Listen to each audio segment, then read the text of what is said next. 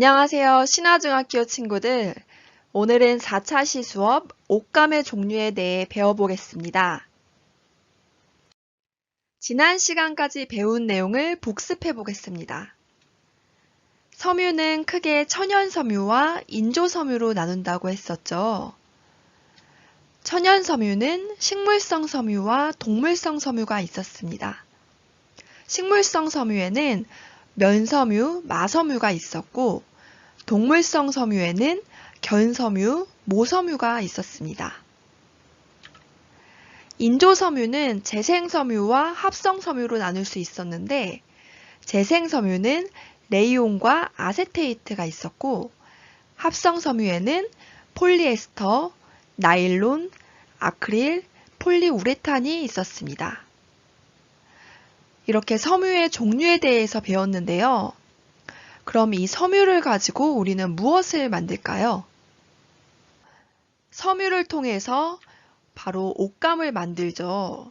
옷감이라고 하면 옷을 만드는 데 쓰는 천을 말합니다.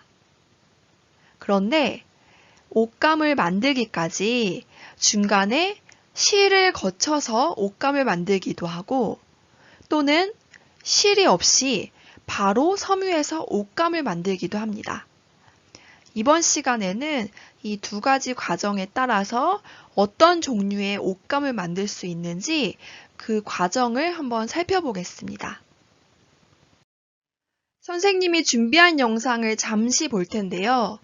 섬유를 통해서 실을 만들고 또 옷감을 만드는 그 과정을 한번 살펴보겠습니다. 자, 기억나나요? 첫 번째 시간에 배웠던 목화솜이죠.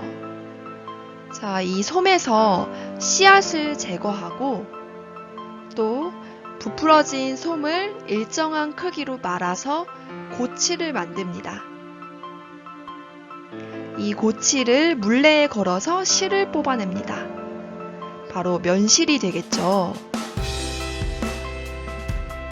이 실을 가지고 배틀에 걸어서 시실과 날실로 서로 교차시켜서 옷감을 만들게 됩니다.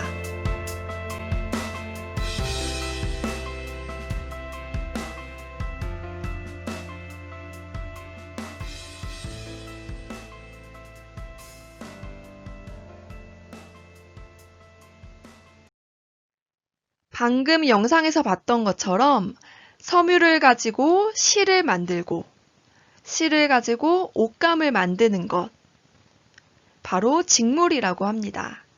세로실과 가로실을 직각으로 교차시켜서 만든 옷감입니다. 왼쪽 그림에 보면 배틀 기계가 보이죠? 예전 어른들은 배틀을 짰었습니다. 그런데 요즘에는 오른쪽에 있는 그림처럼 공장에서 옷감을 대량 생산을 하죠. 직물을 가까이에서 살펴보면 이렇게 보입니다. 좀 전에 선생님이 씨실과 날실이라고 이야기를 했었는데요. 씨실이라고 하면 바로 가로실을 말합니다. 가로로 지나다니는 실이에요. 그리고 날실은 세로실입니다. 이렇게 가로실과 세로실을 엮어서 옷감을 만듭니다.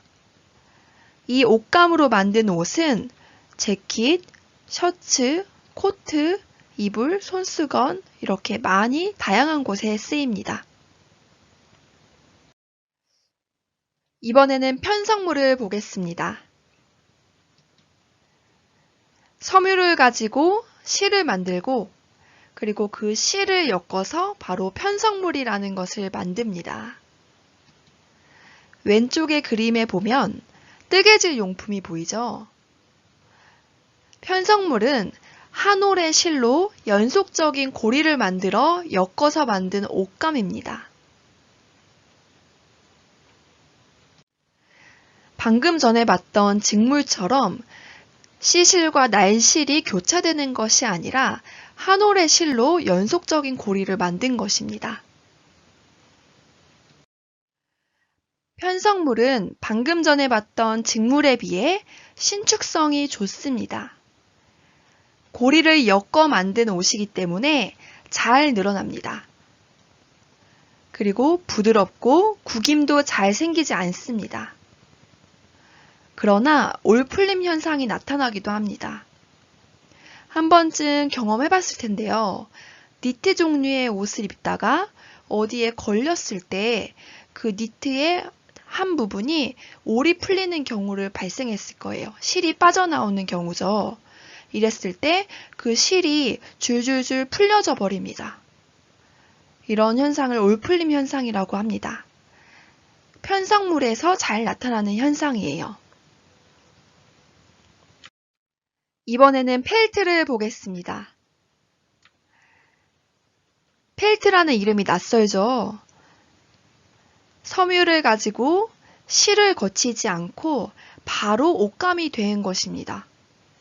방금 전에 봤던 직물, 편성물은 섬유와 옷감 사이에 실이라는 과정이 있었어요. 그래서 그 실을 엮어서 옷감을 만들었는데 펠트라는 것은 실이 빠지고 섬유에서 바로 옷감이 되었어요. 실 없이 어떻게 가능할까요? 자, 보면 모섬유를 얇게 펴고 열과 압력을 주어 만든 것입니다. 모섬유는 동물성 섬유에서 양이나 알파카 이런 동물의 털을 말하는 것이잖아요. 이 모섬유에 열과 압력을 주어서 만들 수가 있어요. 대표적으로 모자가 있고 또 장식품에도 많이 이용이 됩니다. 펠트는 중앙아시아의 유목민들이 사용했던 것으로 알려져 있습니다. 그 당시에 동물의 털을 모아 세탁하고 젖은 상태로 펴서 방망이로 두들기는 방법에 의해 생산되었습니다. 수분을 공급하면서 마찰시키면 섬유들이 서로 엉키고 압축이 됩니다. 여기에 비누액을 가하면 더 많이 압축되고 단단하게 엉킵니다. 이렇게 만들어진 펠트는 가장자리가 잘 풀리지 않고 실로 짠 것도 아니라서 방향성도 없습니다. 펠트는 모섬유로 만든다고 했잖아요. 그래서 모섬유와 비슷한 특징을 가지고 있습니다.